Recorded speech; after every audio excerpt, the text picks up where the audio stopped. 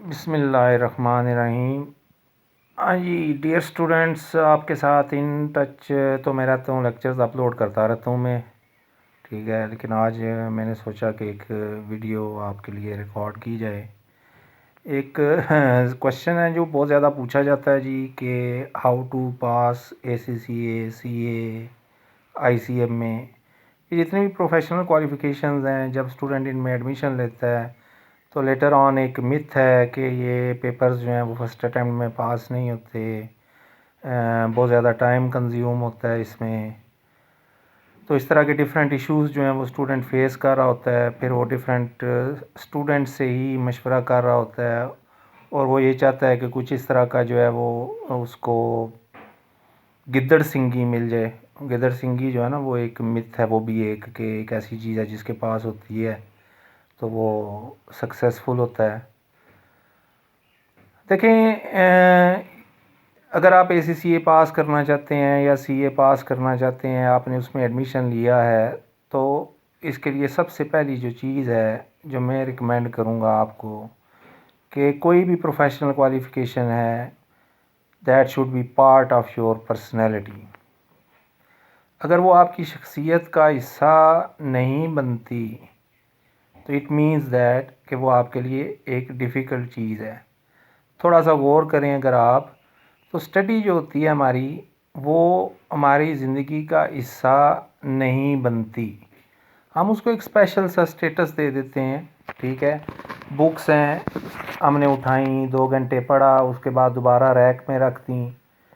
तो जब हमने उनको रैक में रख दिया तो हम भूल गए।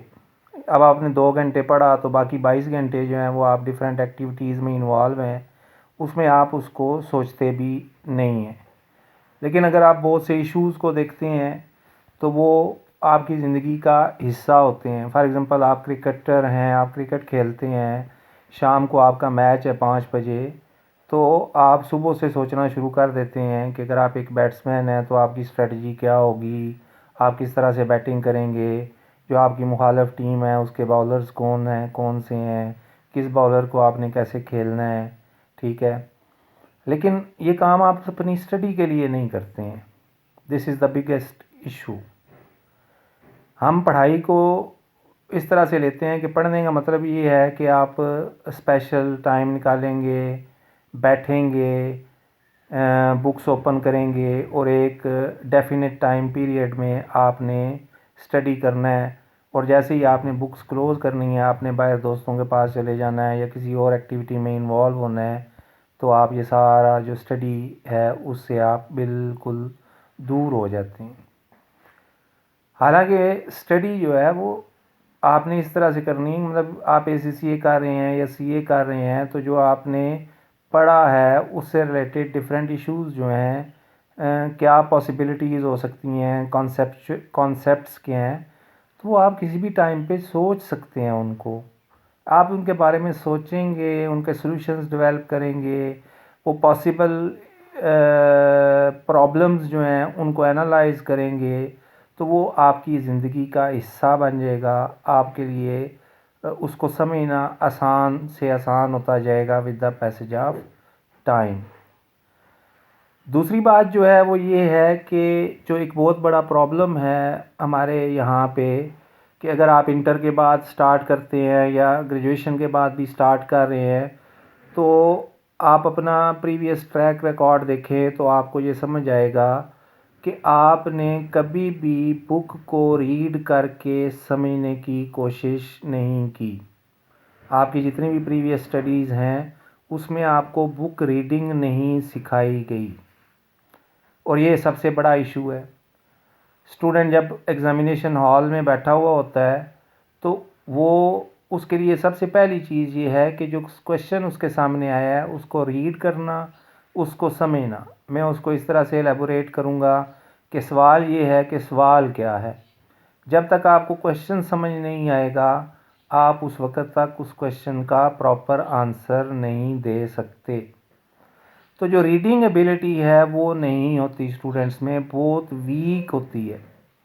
अब जब वो रीड करता है तो अब डेफिनेटली ये सारा कुछ जो है, अब CA में, ACCA में, ICMA में आप इंग्लिश में बुक्स को रीड कर रहे होते हैं, जबकि नॉर्मली जो हम लैंग्वेज बोल रहे हैं घर में, आप पंजाबी बोल रहे हैं, पश्तो बोल रहे हैं, सिंधी बोल रहे हैं या उर्दू बोल रहे हैं, तो एक रूटीन जो है आपकी कि आपका जो दिमाग है उसको जो सोचने की आदत है या चीज़ों को मेमोराइज़ करने की जो हैबिट है उसकी, वो तो लोकल लैंग्वेज है जो आपकी मदर टंग है, जो आप रूटीन में बोलते हैं। लेकिन हम क्या करते हैं, हम इंग्लिश को रीड करते हैं, बस पढ़ते जाते हैं, ठीक है। जब तक आप उसको डीकोड नहीं करते, आप उसको अपनी मदर लैंग्वेज में रीट्रांसलेट नहीं करते, उस वक़्त तक आप उसको मेमोराइज़ नहीं कर सकते। ये नहीं हो सकता, ये पॉसिबल नहीं है कि आप अपनी 12 ईयर की जो एजुकेशन है या 14 ईयर की जो एजुकेशन है उसमें आपने एक तो रीडिंग की ही नहीं, आप में ये आदत ही नहीं है, ना डेवलप करवाई गई। हमारा एजुकेशन सिस्टम अनफॉर्चुनेटली इस तरह का है कि जो टास्क ओरिएंटेड नहीं है, आपको टास्क नहीं दी गई, आपकी कॉम्प्रिहेंशन जो है उसको इम्प्रूव नहीं किया गया। अब आप straight way English to English जो है वो आप चलना शुरू कर दें तो ये पॉसिबल नहीं है। तो आपके लिए बेहतर ऑप्शन क्या है कि आप जब तक एक लाइन का मीनिंग आपको क्लियर नहीं होता, आपको अगली लाइन पढ़ने का फ़ायदा नहीं है। तो जो पर्टिकुलरली थ्योरी के सब्जेक्ट्स होते हैं उनमें आपने एक पैराग्राफ पूरा पढ़ा, जब तक उस पैराग्राफ के जो कोर पॉइंट्स हैं उनको आप एक्सट्रैक्ट नहीं करते, उस वक़्त तक आप अगले पैराग्राफ पे ना जाएं। तो डे 1 से आप एक हैबिट डेवलप कर लें रीडिंग की, कि आपने बुक रीड करनी है, उसको अंडरस्टैंड करना है और एक पैराग्राफ के जो कोर पॉइंट्स हैं उनको राइट डाउन करना है, अपने नोट्स बनाने हैं। वो जो नोट्स बनाएंगे आप, तो वो कहा जाता है कि 1 जो टाइम राइटिंग है is equal to 7 times reading. तो आप खुद देखेंगे कि आपको चीज़ें मेमोराइज़ करने में कितनी आसानी हो रही है। अब पूरी बुक है आपकी अगर 600 पेजेस की, तो जब आप उसके शॉर्ट नोट्स बनाएंगे तो आपको पता चलेगा कि वो 20 से 30 पेजेस पे आ गए। अब पेपर्स से पहले आपने वही 20 टू 30 पेजेस जो हैं वही रिवाइज़ करने हैं। मीनवाइल आपने ये करना है कि अगर आपकी ग्रामर वीक है आप उसको इम्प्रूव करें, अपनी राइटिंग स्किल्स जो हैं उनको इम्प्रूव करें, तो ऑटोमेटिकली आप इस काबिल हो जाएंगे कि आपके जो शॉर्ट पॉइंट्स आपने एक्सट्रैक्ट किए हुए हैं उनको एक्सप्लेन करना आपके लिए आसान होगा। आप अपनी मदर लैंग्वेज में चीज़ों को सोचें और उनको इंग्लिश में राइट डाउन कर दें। तीसरी बहुत इंपॉर्टेंट चीज़ जो है वो पर्टिकुलरली जो आपके मैथमेटिकल टाइप सब्जेक्ट्स हैं जहाँ पे आपने कैलकुलेशंस वगैरह करनी है, अकाउंट्स है, ठीक है, मैथ्स है, कॉस्ट अकाउंटिंग है, उसमें आप ये नहीं देखते, स्टूडेंट्स की एक नॉर्मल रूटीन ये होती है कि वो क्वेश्चन टू क्वेश्चन चल रहा होता है। आपने क्वेश्चन टू क्वेश्चन नहीं चलना। फॉर एग्जांपल एक टॉपिक है बैंक रिकॉन्सिलेशन, उसके आप पास पेपर सॉल्व कर रहे हैं, आपने 17-20 क्वेश्चन सॉल्व किए, तो आपने ये भी देखना है कि उन 20 क्वेश्चंस में क्वेश्चन कितने हैं जो डिफरेंट हैं। आप ओवरऑल जब आप एनालाइज करते हैं तो आपको पता चलता है कि there are 4 to 5 types of questions. तो वो 4 to 5 टाइप्स ऑफ क्वेश्चंस जो होते हैं उनको आपने देखना है कि इस तरह एग्जामिनर इस टाइप का भी क्वेश्चन आपसे पूछ सकता है, इस टाइप का भी क्वेश्चन आपसे पूछ सकता है। फॉर एग्जांपल बैंक रिकॉन्सिलेशन में कुछ क्वेश्चंस आते हैं जिसमें सिर्फ ट्रांजैक्शंस दी हुई होती हैं, उसमें आपने क्या करना है, रिवाइज्ड कैश बुक बनानी है और बैंक रिकॉन्सिलेशन स्टेटमेंट बनानी है। कुछ क्वेश्चंस ऐसे हैं जिसमें कैश बुक दी हुई है और बैंक स्टेटमेंट दी हुई है, उसकी बेस पे आपने हाईलाइट करना है कि कौन सी ट्रांजैक्शंस हैं जो बैंक स्टेटमेंट में अपीयर हो रही हैं लेकिन कैश बुक में नहीं आ रही, कौन सी ट्रांजैक्शंस हैं जो कैश बुक में अपीयर हो रही हैं बैंक स्टेटमेंट में नहीं आ रही। तो जब आप एनालाइज करते हैं तो आपको पता चलता है कि there are 4 to 5 types of question जो रिपीटेडली प्रीवियस 10 to 15 ईयर्स में आ रहे हैं।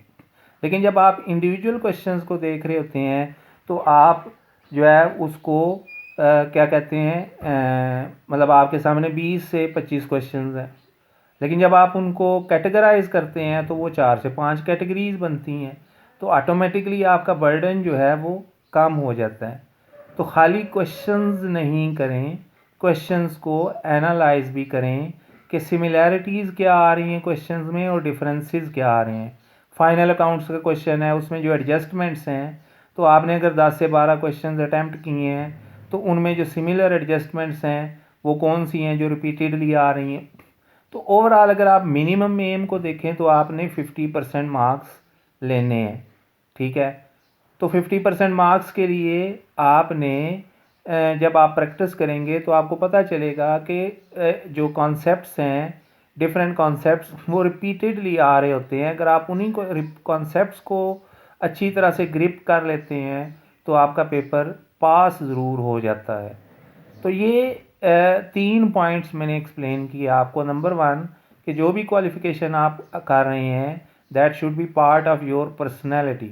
मतलब आप उसके बारे में खाली ये नहीं है कि एक डेफिनेट टाइम में आपने पढ़ना है तो उसी वक्त आपने उसके बारे में सोचना है।